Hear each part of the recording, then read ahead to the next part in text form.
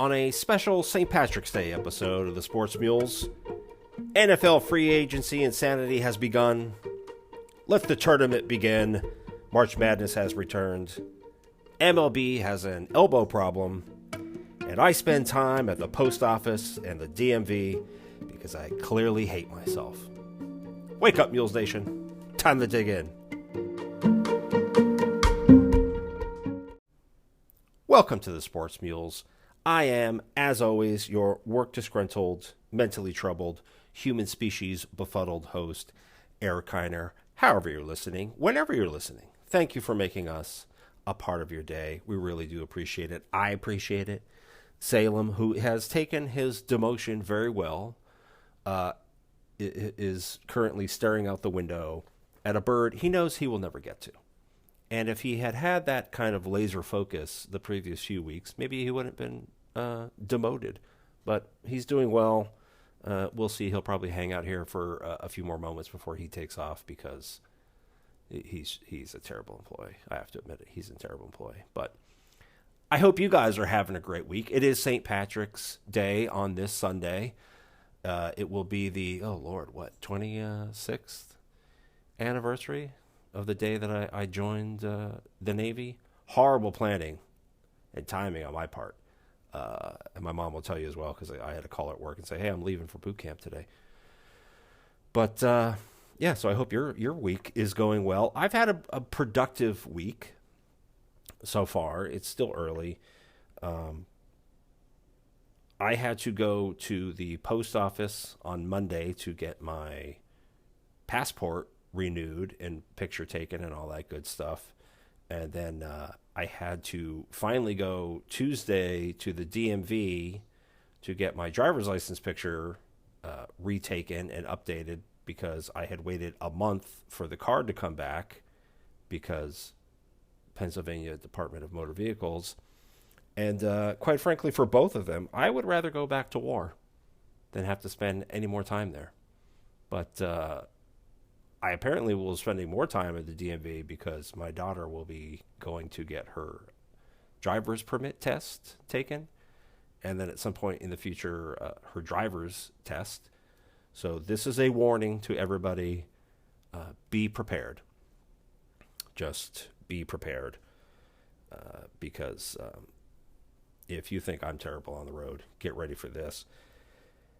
But it's been a good week. It's been a fun week. The weather has started to turn a little bit. It's warmer outside, so I hope everybody gets a chance to go outside and get some fresh air.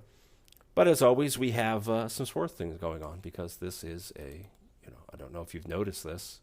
It is a sports program, somewhat pseudo sports program. But there's a lot of fun stuff going on here, which I am up to date on for once. Free agency is going on in the NFL. We'll cover that a little bit. It's championship week in men's and women's basketball, getting ready to set the field for the tournament for March Madness. We'll touch on baseball a little bit for once, even though I guess technically I'm saying it now. We're not going to cover Fanatics because I'm just tired of them. For now, I'm sure we'll get back to them. But it's been a good week. It's been a productive week. But I'm excited for the weekend because aren't we all? Because at some point, it's halfway through the week. You're just tired of this stuff. You're just tired of it. You're probably tired of me. And if you think you're tired of me, imagine being me. But wop, wop, wop, wop. Let's get into some sports, shan't we? Quick sidebar before we get going here. If you have not watched Shogun on FX, which is on Hulu, which is owned by Disney, anyway, figure that train out. But if you haven't watched it yet, go watch it. Phenomenal, absolutely phenomenal show. The cinematography is unbelievable. The acting, superb. The writing so far has just been out of this world. I am absolutely in love with it. It is right up my alley, has everything I love.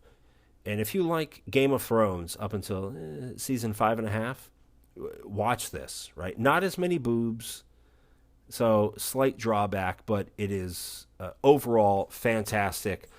Um, just these performers do a fantastic job. And again, right, it doesn't have anybody insane in it so far. It is based in reality and based off history. So some people might be, how come the mountain's not in it? How come there's not some giant freak? Because it's based on reality, right? Not everybody is, you don't walk into every place and just, That's a huge bitch. all right, it doesn't happen everywhere. But great show. Go stop this podcast, go watch it, binge it, come back, and then binge some more of these episodes. But it is definitely my show selection pick of the week. Shogun. Unbelievable. So, NFL free agency has begun. New calendar year has started for the NFL. So, the moves can begin. And this is the important part between the season has ended. We've had the NFL Combine. We do free agency now. Make your moves. Get your roster to as good as you think humanly possible now. And in preparation for the draft, when you can then say, what holes are missing? What areas do we need to improve on? Who is out there that is the best that we can get to improve this team in whatever area we need it the most? Or, depending on some teams, who can we bring in to solidify in the free agency and then in the draft to solidify a position, solidify a group, bolster a particular side of the ball? So this is a very, very important time of year for teams. It is obviously a very important time of year for players. We've had the franchise tag session, which has passed a few days before this, which is kind of the prelude to free agency itself. And then because you get a lot of people saying teams are going to franchise tag someone, which means they have to pay them in the top, I think, 5% of whatever position there is. They get that pay increase. But a lot of people want a long-term deal because they want to lock in their money. They want to get everything now. And sometimes the franchise tag is more like, we'll get you next year, which is what happened to one player, which we'll discuss in a moment here. But leading off here, some of my winners and losers so far in free agency.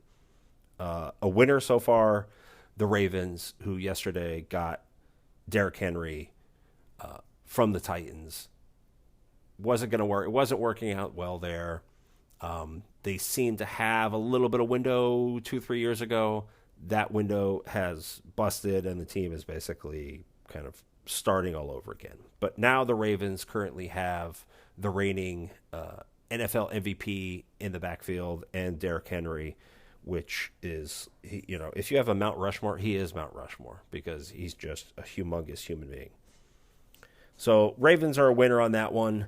The Giants, who ironically I will also get to later, won in a particular way when they signed or traded for Brian Burns from Carolina. Carolina may be the only team who doesn't know what they're doing less than the Giants. But the Giants made a great move on this one. Defensive lineman, great pass rusher, incredible size and skill, which is something they needed. So they actually went out and got somebody who is beneficial to the team, somebody they needed in an area they needed. So this was actually a good move. Most likely, this is probably the best move the Giants will make. And, we'll touch on that a little bit later. And ironically, speaking of the Giants, Saquon, who they franchise tagged last year, who then this year was up for a long-term contract, which is what he was looking for.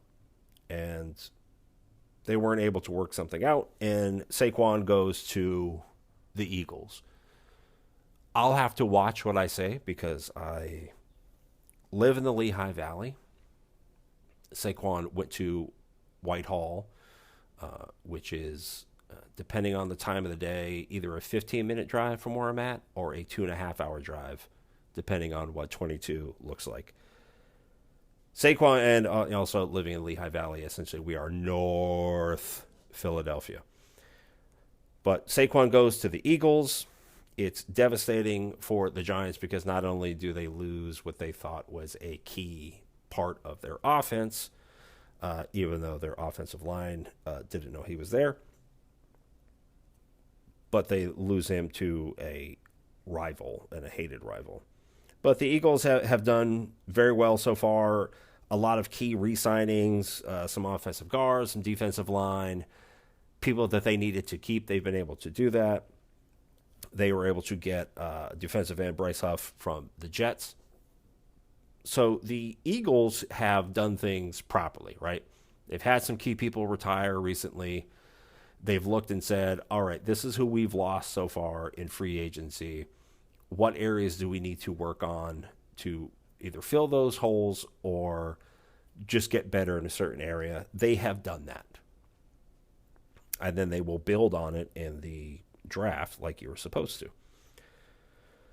So Eagles have done very well so far in free agency. The Commanders and Bears seem to be signing anybody that that passes their desk. Somebody says, hey, should we get? And they just go, yes, sign them. So they're signing everyone that they can, but both of these teams are in such dire need of talent everywhere that they need to make these kind of moves. A low-key smart deal, which was something that the Giants probably should have done. Steelers went and signed Russell Wilson. Now, Russell Wilson the last few years, if you follow it all, he is dropped off a lot from what he used to be, and his salary is just out of control. However, the way this works is that the Broncos are still on the tab for basically 99% of his salary this year. So the Steelers essentially got Russell Wilson for, I think it was $1.3 million this year somewhere, over the league minimum, but they don't have to pay a lot to get Russell Wilson in an area where they need some help. Their current starting quarterback, Kenny Smallhands, Burger King Whopper, Pickett, injury prone, maybe not the greatest to begin with when they made that draft pick. Their offensive line still has some problems, so they need somebody who's mobile. And they bring in Russell Wilson, who is a vet, who is probably better on his feet and better moving out of the pocket. So this might be a match made in heaven for both of these guys, because Russell Wilson will be able to probably get the opportunity to come out here and say, hey, look at all the things I can still do, right? I'm not who you thought I was the last 2 or 3 years. This is who I really am. And if he can either sign a contract back with the Steelers, or it bolsters up his profile again, and he can out and go and play in a long-term contract somewhere. And then the ultimate winner so far, running backs. Running backs have been complaining the last few years that they're not getting paid what they deserve, that they're overlooked, that nobody cares, and rightfully so, because NFL game today is not a running back central type of offensive scheme anymore. Those days are gone, right? 8 inches in a cloud of dust, that's over with. And if you are not a multifunctional running back, and by that I mean not only can you run the ball, but you can pass block, you can go out and basically become another receiver, either from the line or from the backfield, your life is going to be a little bit more difficult. But so far, Saquon's got paid. Josh Jacobs has gotten paid. DeAndre Swift is getting paid. Tony Pollard is getting paid. Most of these guys are getting $8 million a year. I think 2 of these guys are getting 12 plus a year for the next couple of years. So they're getting the money that they thought they deserved, that they wanted. They're getting it now. And now we will see if these running backs are deserving of what they wanted, right? They're getting what they asked for. They're getting long-term contracts for $8-12 million plus a year. Let's see if they go out now, because in my opinion, running backs in today's game, I can pay you $12 million a year, or I can go out and get 3 running backs for $12 million a year and rotate you guys in depending on what's going on, right? the day of you need to be an every down back in the NFL are over. But we'll see how these guys go. So, much like everything in life, if there's a winner, there has to be a loser, especially in sports. And so far, some of the losers I've looked at and figured out. The Bengals, again, don't quite understand what tight ends are and have let their tight end go. And haven't gotten anything for him. He's left. He signed somewhere else. And the Bengals and they've also let some of Joe Mixon left, their running back, and the Vikings and the Bengals seem to be in the same boat, where the Vikings signed Sam Darnold to come in because Kirk Cousins is gone. We'll get to that in a second. Sam Darnold, they're bringing him in, probably going to be the day one starting quarterback. Whether it's long term, we'll find out. But half of those guys have left as well. Running backs are gone, tight ends are gone, receivers are gone, offensive line, sus. Defense, solid. But again, we've talked about this many times before. I know from experience in the past as well. It doesn't matter how good your defense is. If the offense is constantly putting you back out there, at some point you're going to get gassed and make mistakes, or things are going to happen. And the Vikings and the Bengals are kind of in the same boat. And Joe Burrow is now, walking in there going, where the hell did everybody go? So they're going to have both of those I would watch out. A team that, 2 seasons ago or so was, a minute plus away from winning the Super Bowl. A lot of their key guys are gone, and the Vikings are the same way. The Falcons signed 36-year-old Kirk Cousins to a 4-year, $180 million, $100 million guaranteed contract. So he would be 40 at the end of this contract. And I know players in the NFL, especially quarterbacks, can play a lot longer. He is not really Tom Brady that can play until he's 46, 47. And I think this is a situation, this is my opinion, I could be wrong, he'd come out and be MVP this year. But this seems to be a situation where the Falcons felt pressured. And again, instead of saying, we have a lot of areas we need to work on and fix, they just said, it's a quarterback problem. Here's Kirk Cousins. We'll sign him, and everything will be right in the world. So there's $180 million, like I said, $100 million guaranteed for a 36-year-old quarterback.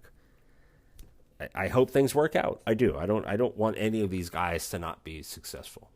I want everybody to be successful. But I don't know about this move. So we'll see how that works out. Another loser, we'll say, on this situation. He is not a loser, but he is losing out on this situation, and I think it is extremely unfortunate. Justin Fields with the Bears. The Bears have gone out and made some incredible moves. To some extent, the Bears are on the win list for free agency so far. This year and last year, they did a good job in free agency. Unfortunately, the loser in all of this is Justin Fields, who is looking like he is getting ready to be replaced by Caleb Williams. It looks like the Bears are hell-bent on going to get Caleb Williams in the draft this year.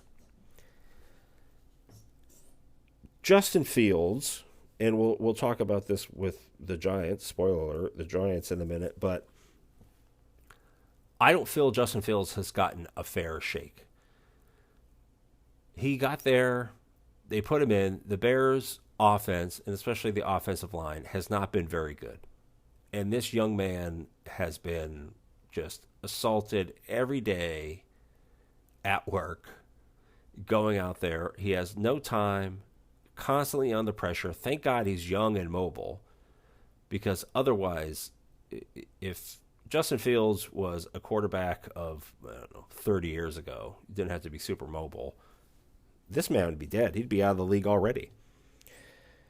But he is a victim of this circumstance where they are now making a push to get all of these players and to secure probably Caleb Williams. And it's unfortunate because I don't think he ever got to show what he could really do. And now he's probably somewhat shell-shocked, and people are looking at his performance saying, this is who he is, where I don't think we've actually got to see it. So, I know they're not, but if the Giants were smart, well, first of all, they should have gone after Russell Wilson to get that deal.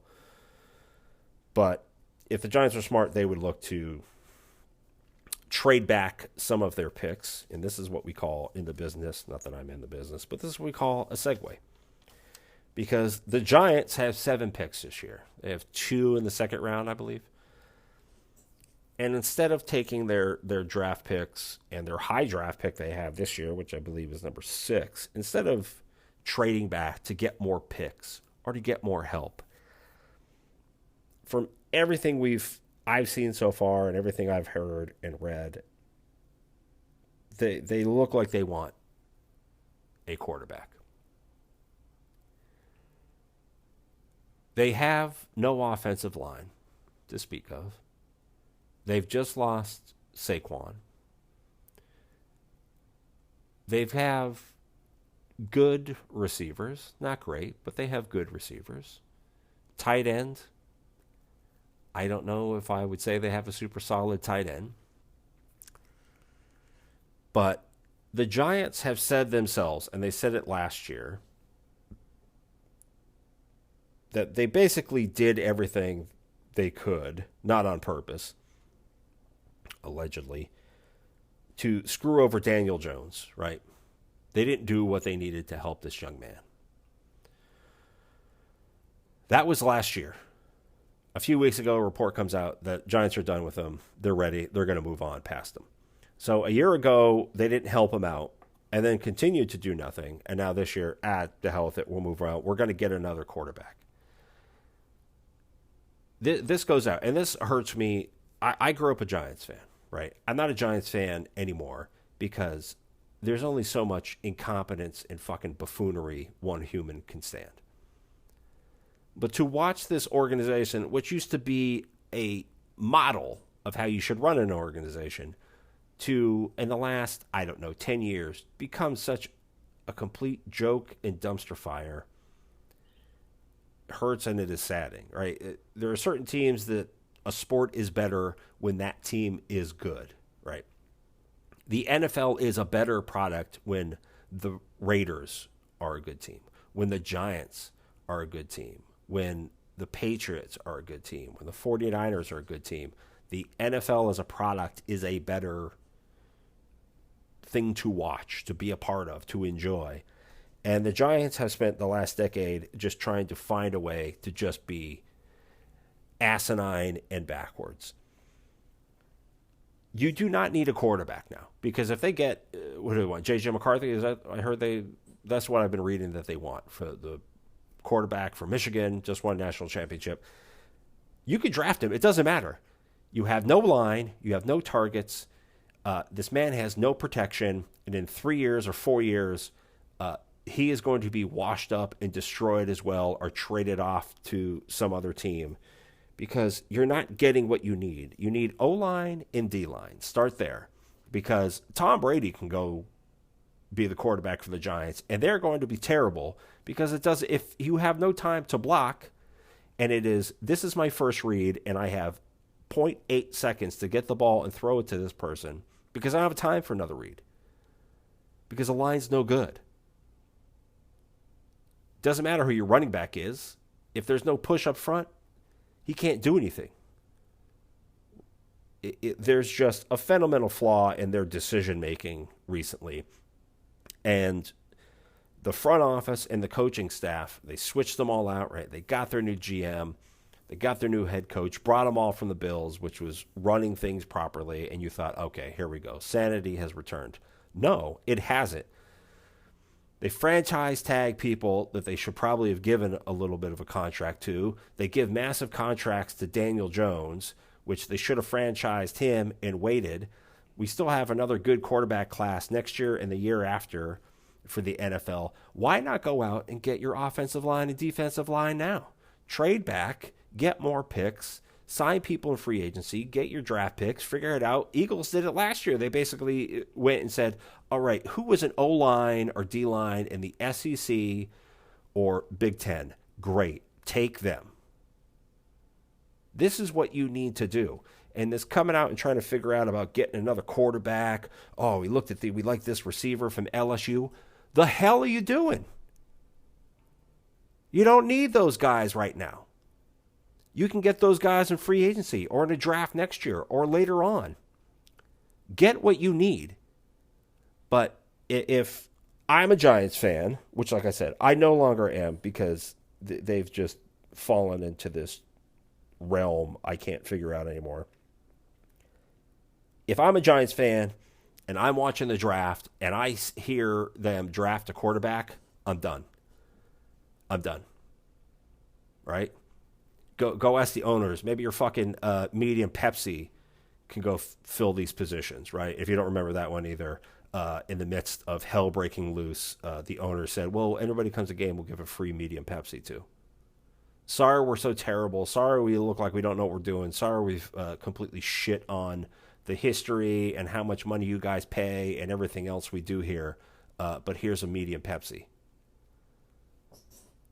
What? Excuse me? So, yeah. So far, the biggest losers in all of this are the Giants because they just look lost. So, in a new segment that I don't know, you can tell me in the comments what you think we should do. In a new, right? So, I came up with the paddock or paddock, depending where what part of Jersey you're from.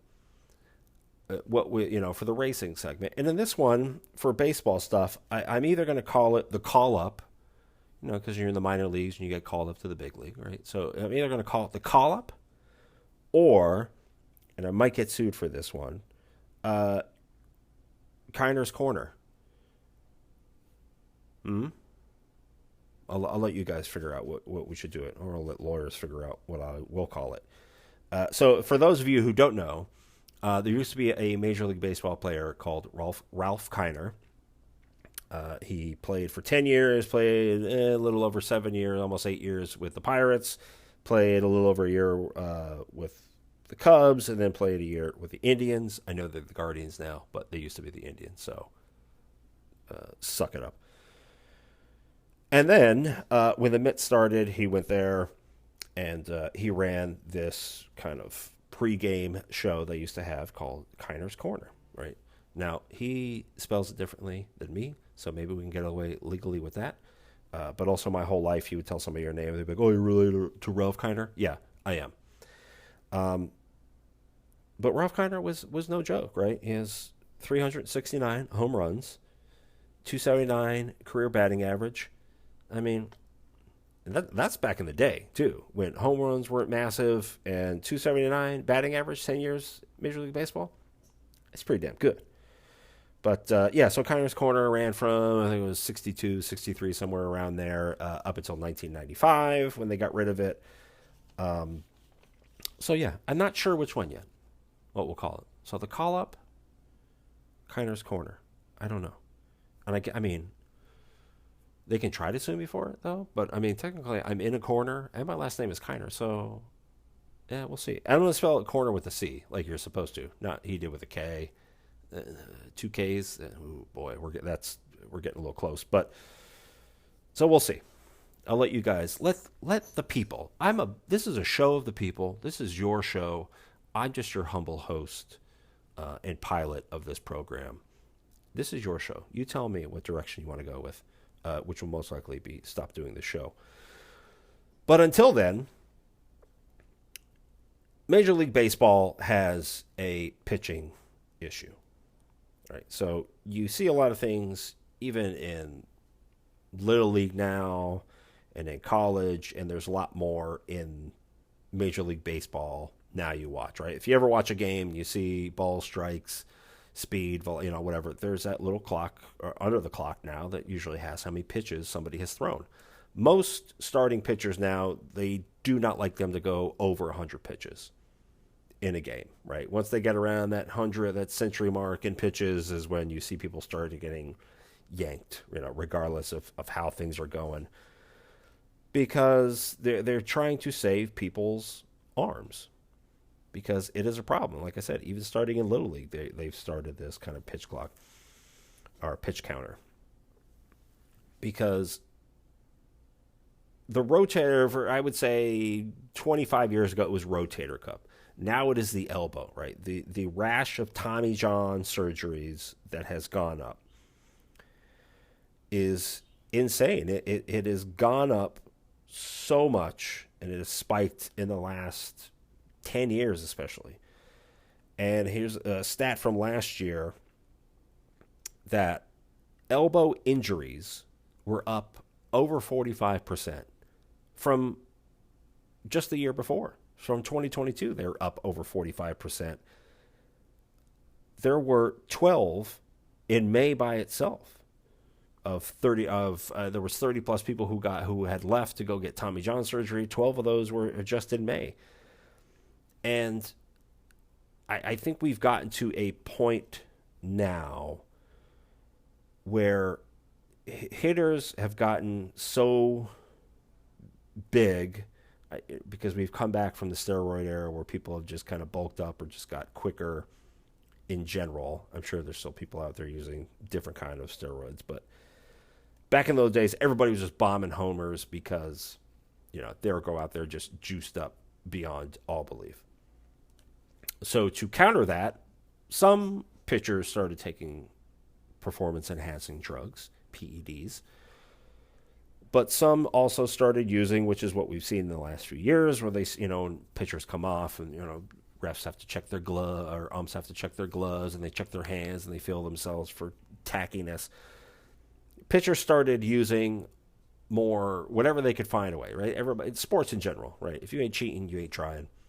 But they would use tack and all these other things and hairspray and sunscreen and whatever they could use, because the resin only gives you so much.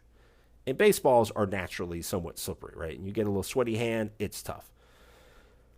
But pitchers started doing whatever they could to get a little bit more tack, get a little bit more grip on these baseballs, because the harder you throw, not just from your arm, but the grip and your ability to release the baseball, right? So the harder you throw, you get more RPMs, right? You get more rotations in the baseball itself.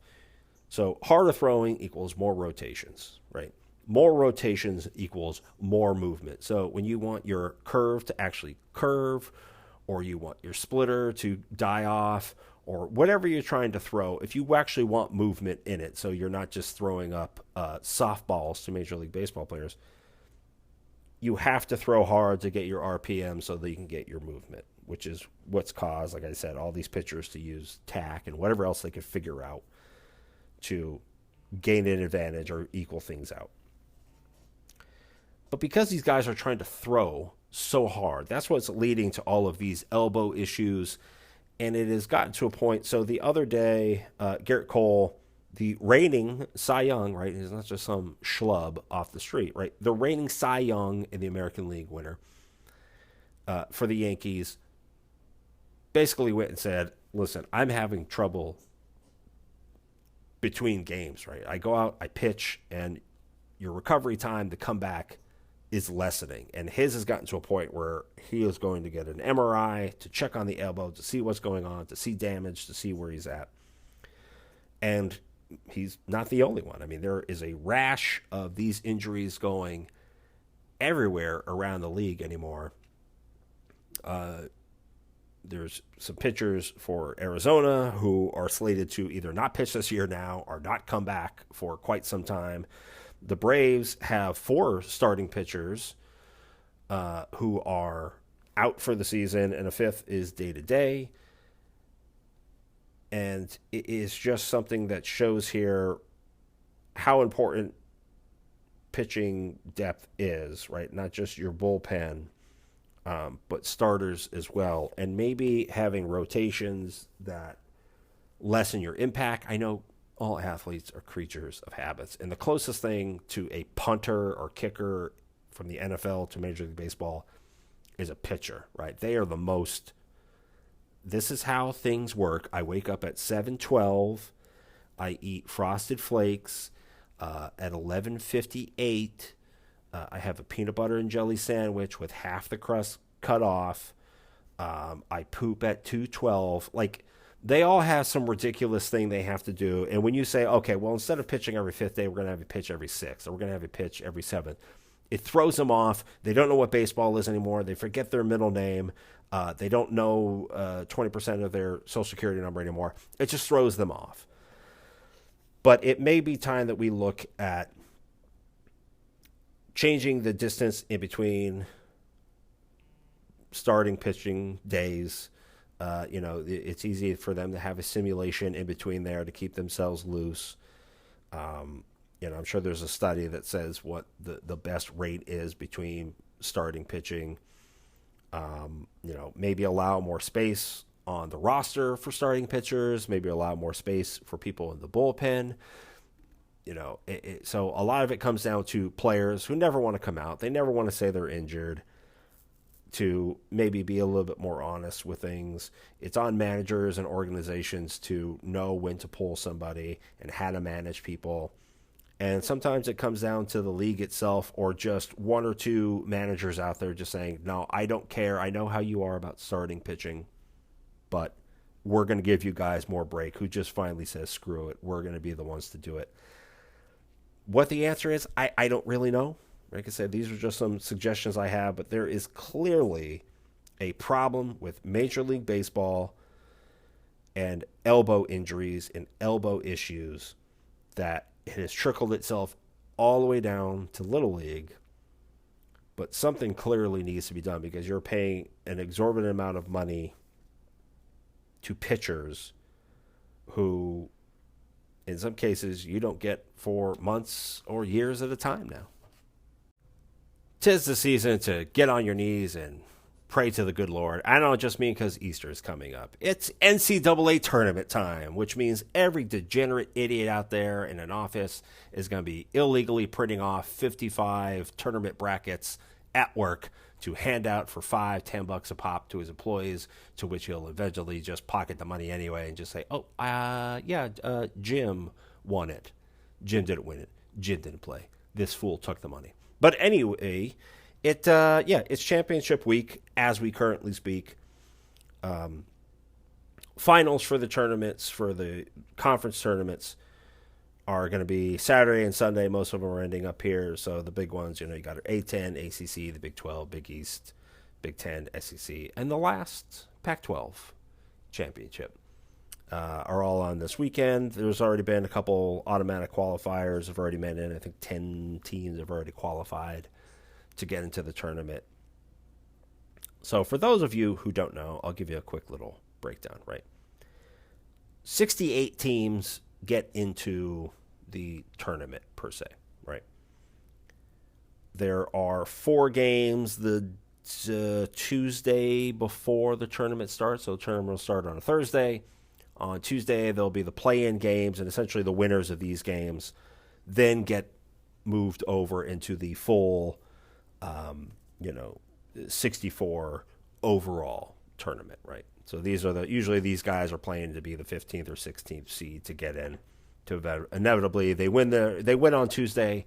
They go to the tournament game on, I think most of them will probably play Thursday or Friday. They'll play. They'll go up against the number 1 seed, which they'll get kicked directly into the teeth. And then be out of the tournament. But hey, they got to say they got into the tournament. But not all, right? We have had a 16-1 victory. So anything is possible.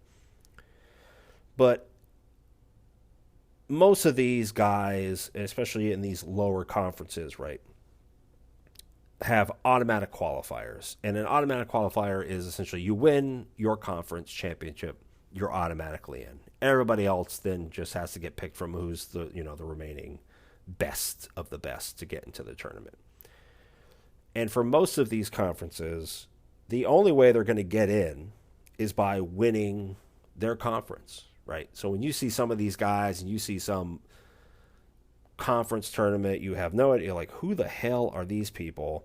It looks like they're playing in like a middle school cafeteria that was cleared out, and they win their conference, and they are just elated to make it because it's a big deal for the coaches, it's a big deal for the school, it's a massive deal for these players to get the opportunity to go in to face North Carolina, to face Kansas, to go up against Duke, to go up against these blue bloods that they have grown up watching on TV, these big games, and to finally get an opportunity, regardless of where you're ranked or who you are, to play them is an incredible achievement, and it is a life goal that they get to cross off and say they did it. But championship week is here. I always loved championship week. I still love the Big East. I still think it is one of the best basketball conferences in the country.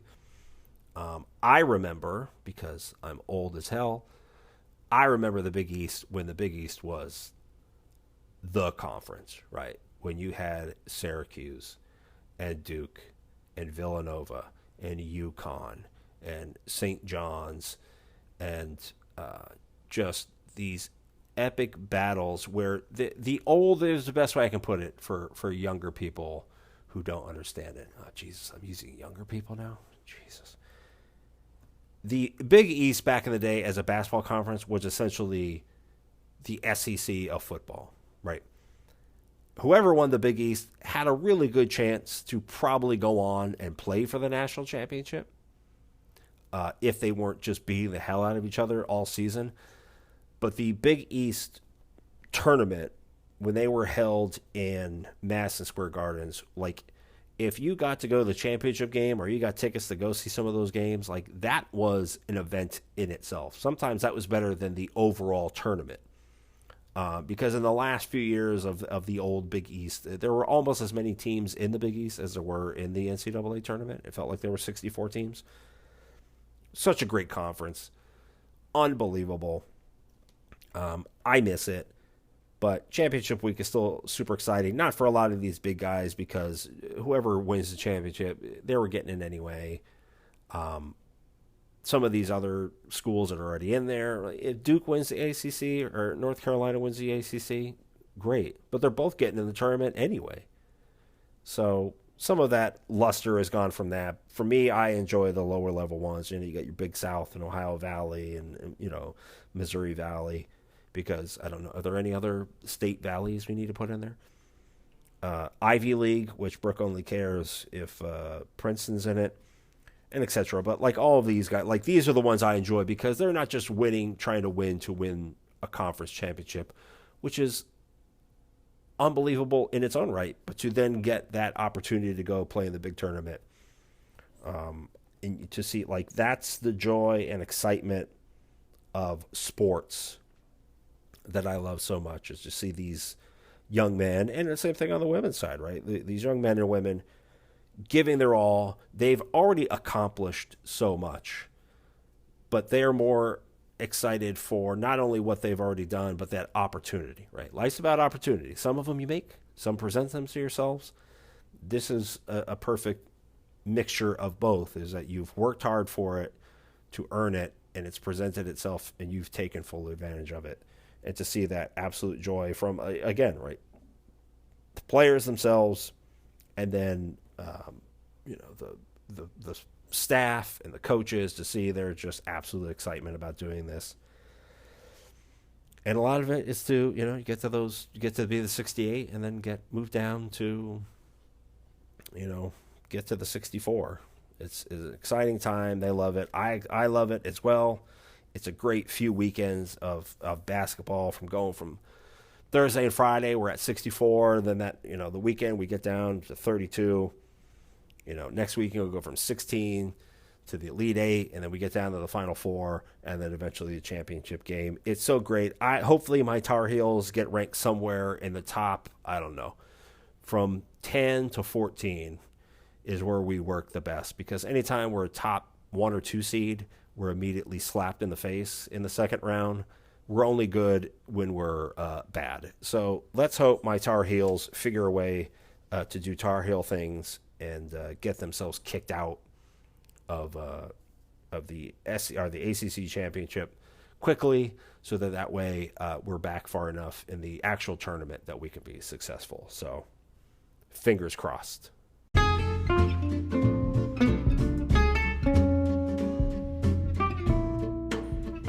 Well, that's it for today's episode, boys and girls. I hope you guys enjoyed it. Hope you had fun.